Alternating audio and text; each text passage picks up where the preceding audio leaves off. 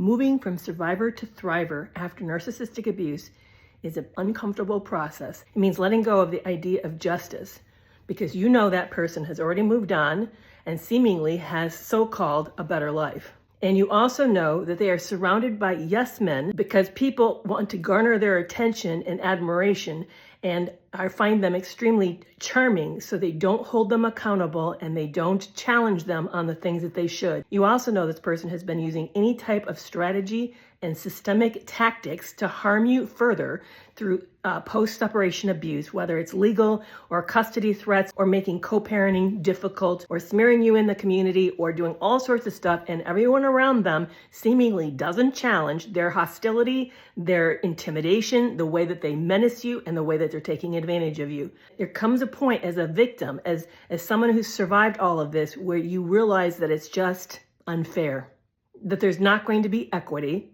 there's not going to be any accountability, there's not going to be any justice, and you're going to have to live with the losses.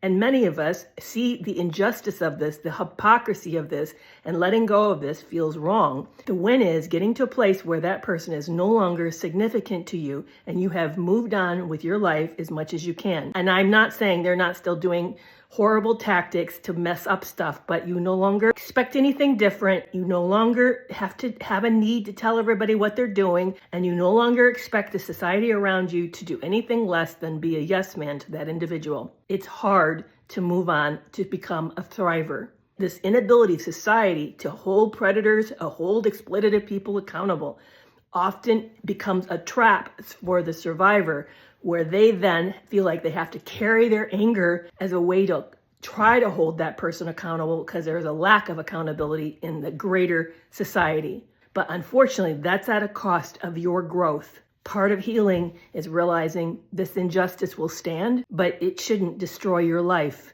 because staying focused on it will tear you apart, because the likelihood of you getting what you deserve isn't going to happen. Best way for you to take power and control back is for you to resume your life as if this person no longer matters. It's an extremely difficult transition, and one in which a lot of people stumble on. So what do you need to be able to help you move from survivor to thriver? Drop me a comment and let me know.